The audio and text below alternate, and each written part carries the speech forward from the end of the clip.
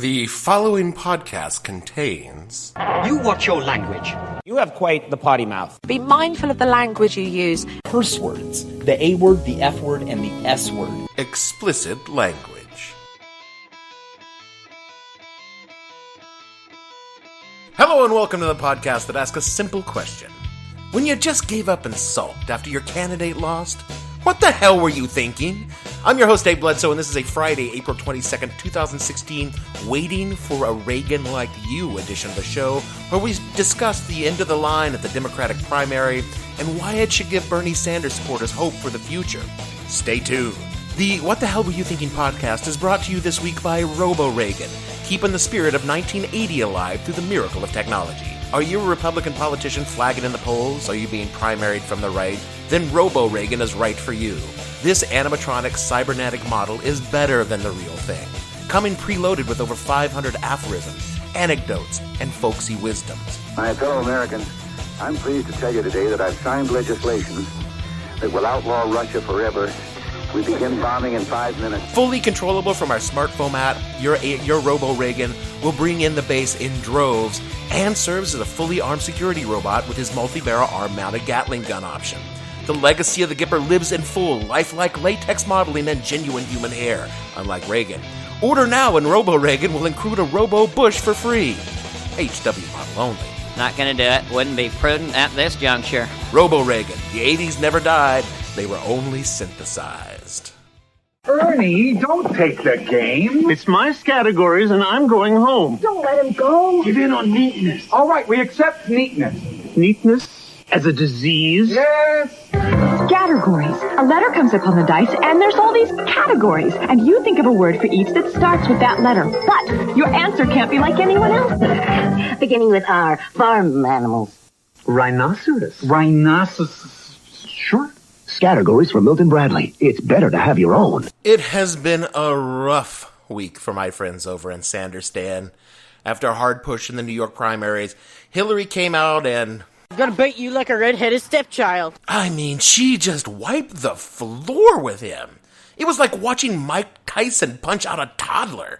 I mean, it was brutal. All night I'm watching the returns, and I want to look away, but I can't. I mean, she just whipped the shit out of him. Okay, now I got it. Okay, I got it. I got it. Okay, I got it. No, I got it. All right, I got it. I'm just saying it wasn't pretty.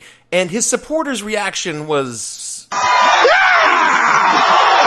And that was just his supporters. The campaign came out on MSNBC and said, well, his campaign manager said that they plan to fight all the way to the convention.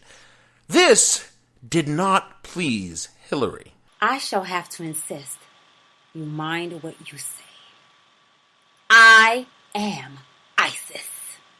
I am worshipped by millions who believe it. No, if she had her way, Bernie would quietly pack his bags and head back to Vermont and get back to cheese making or whatever the hell they do up there. I don't know. Frankly, to me, Vermont is just the anti-particle of Alabama. The same, but just the opposite. You can't get a cab. There's not a decent Chinese takeout in the entire state. I mean, what am I going to do in Vermont? Listen to a stockbroker wax poetic while working the land with Crosby, Stills, Nash, and Young on repeat? I don't think so.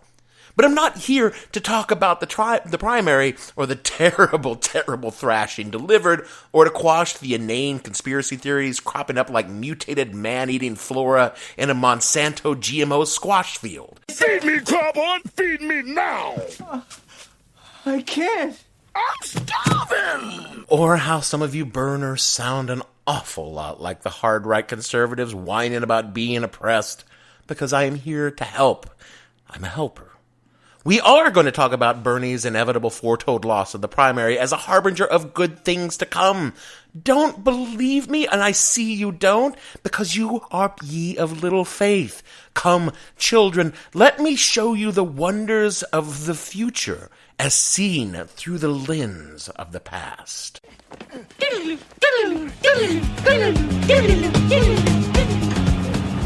Once upon a time in America, Democrats ruled the land.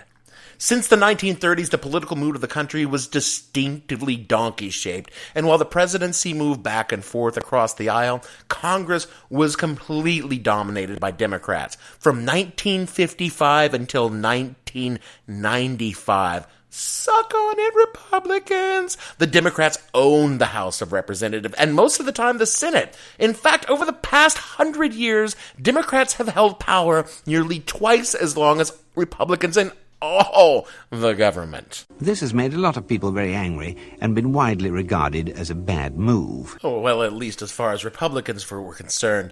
In fact, the conservative elements of the United States largely sat and sulked in remote corners of the country where they could live their uniquely conservative lifestyle, oppressing women, minorities, and enjoying significant social and religious dominance. Just like now.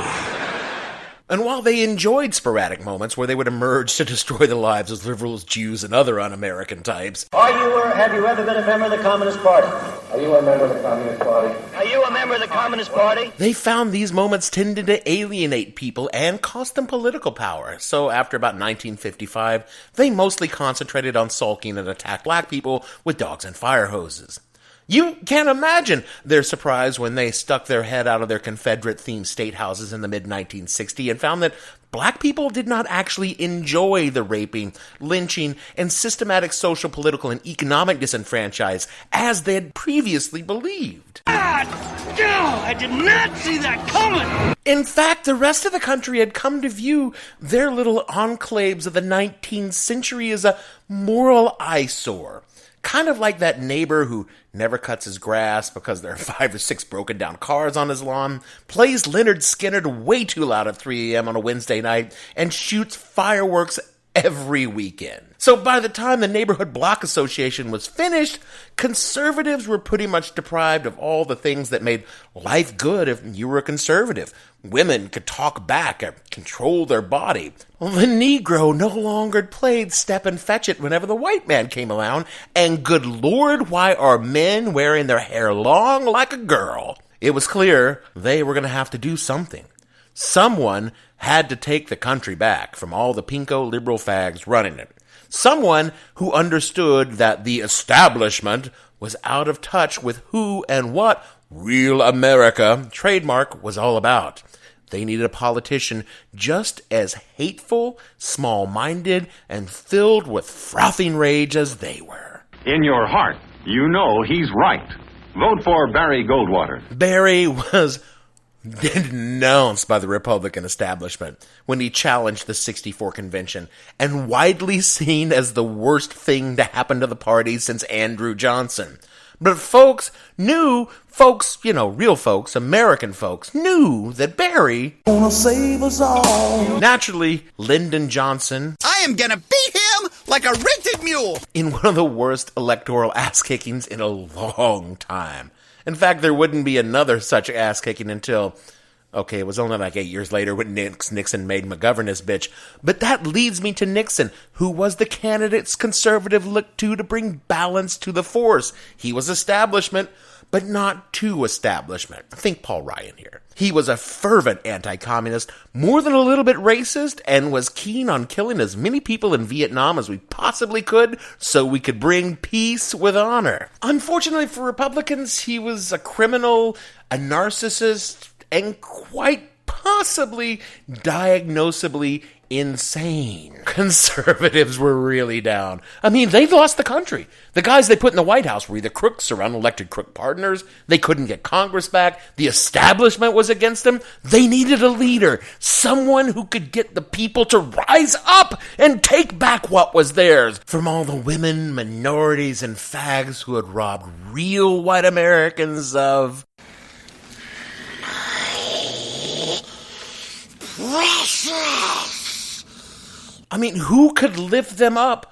Who could heal a broken nation? The time is now for strong leadership.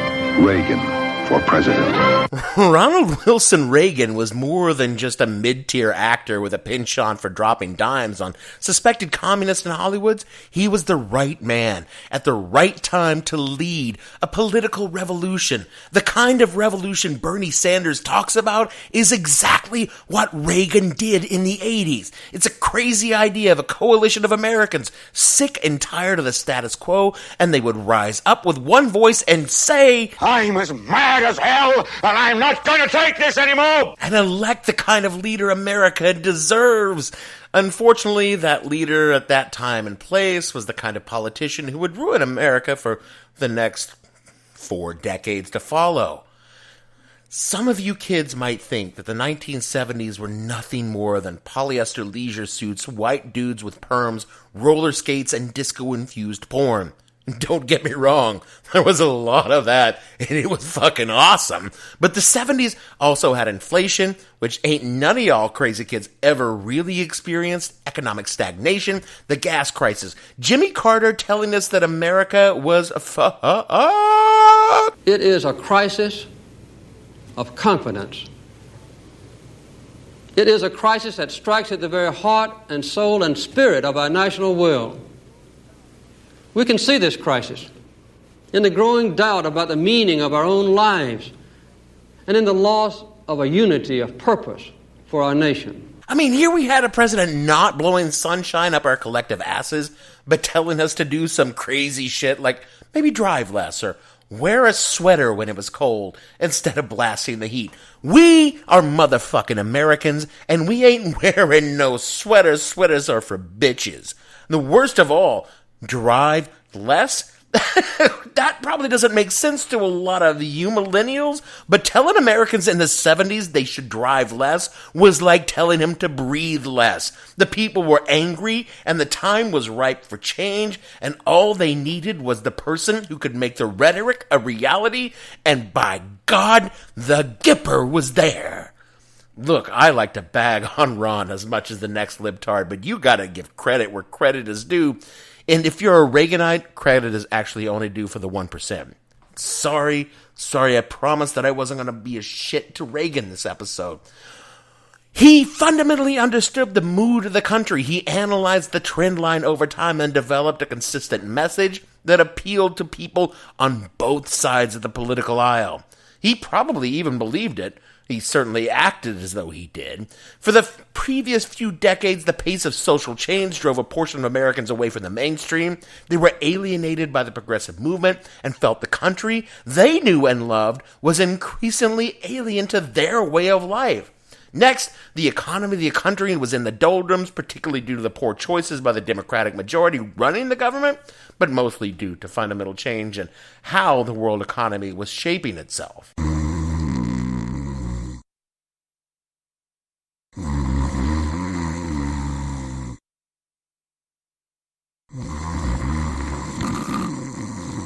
Alright, I sense I'm losing some of you here, but dude, I'm trying to draw parallels, people. What I'm trying to get across to you is that Reagan did not appear as if by magic out of the desert. He was a product of a planned and plotted change in American politics, and he was not the end, he was the beginning. When he first ran for president in 1968, oh my God, did people laugh. When he challenged Ford in 76, people weren't laughing anymore, they were listening. And he damn near snatched the nomination from a sitting president. When he ran in 1980, he was the public face of a genuine revolution. His legacy led to the Republican Revolution in 1995 and the dominance of the Republican Party in national politics that persist to this very day. And if you don't think Republicans are the dominant political party, let me tell you, they control Congress, and they have for most of the past 2 decades. They dominate the state house and governorships in the majority of the country. I can't help it, Doctor. They're fucking everywhere. Nobody knows but me. The party that Reagan built has enjoyed a long and prosperous run in power.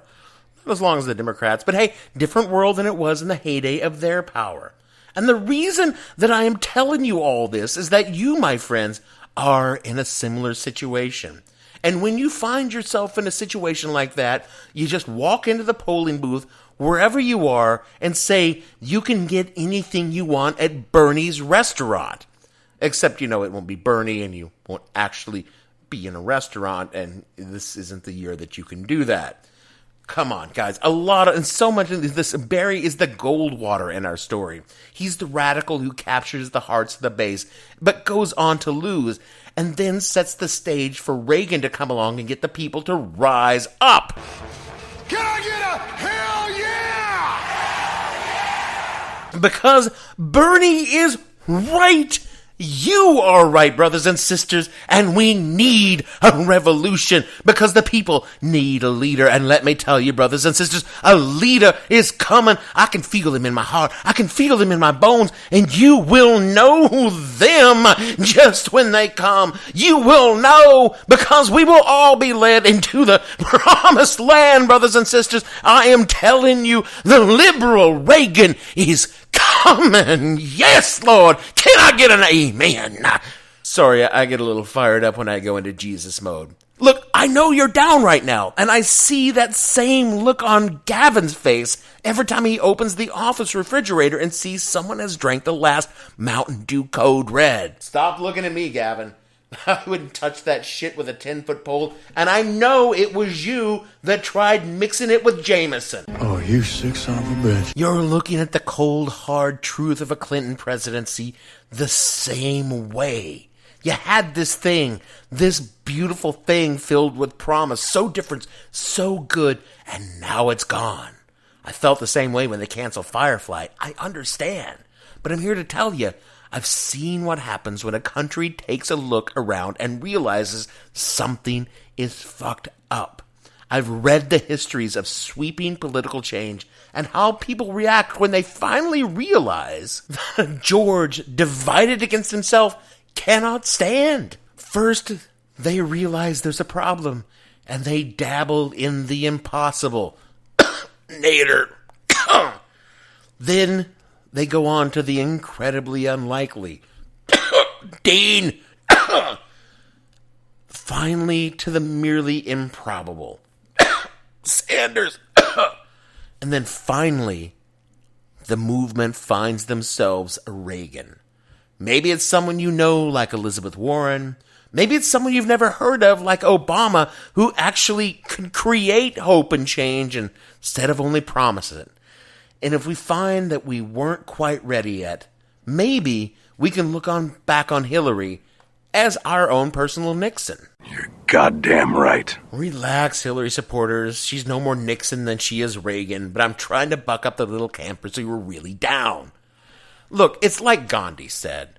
If we could change ourselves, the tendencies in the world would also change. As a man changes his own future, so does the attitude of the world change towards him. We need not wait to see what others do, which is actually really long and boring and not nearly as inspiring as the memed-up version that we all have come to recognize be the change in the world you wish to see. But I try to keep it real on this show. Take from this amazing thing Bernie Sanders began, who himself stood on the shoulder of other amazing progressive politicians, and go forward and make it happen. The country is aching for a revolution in the status quo. The liberals are looking for a Reagan to undo all that Reagan did. Imagine how pissed off Republicans would be if we found him. Or her. I said him, and I shouldn't have.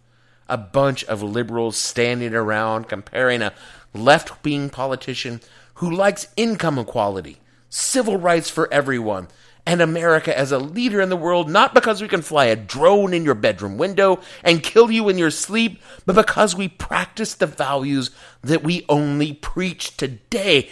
God, can you imagine? It would fucking drive Republicans nuts. And that alone would make it worthwhile to me.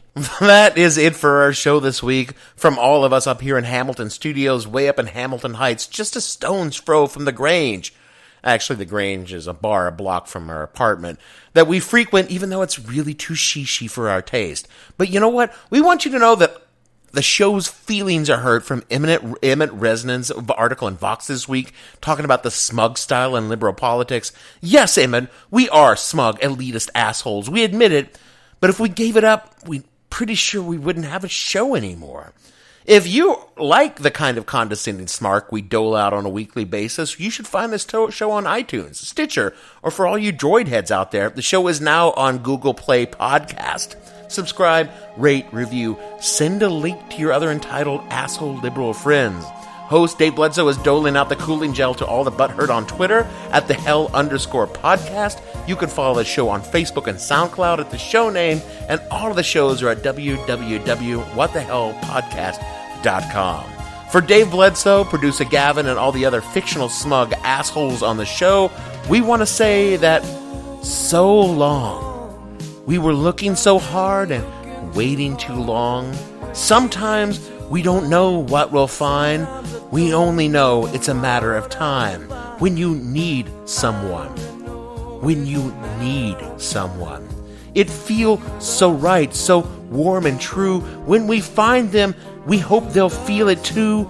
Maybe we're wrong, and the politician wasn't there all along, but this heart of ours has been hurt before, and next time we want to be sure. We've been waiting for a Reagan like you to come into our lives. See you all next week.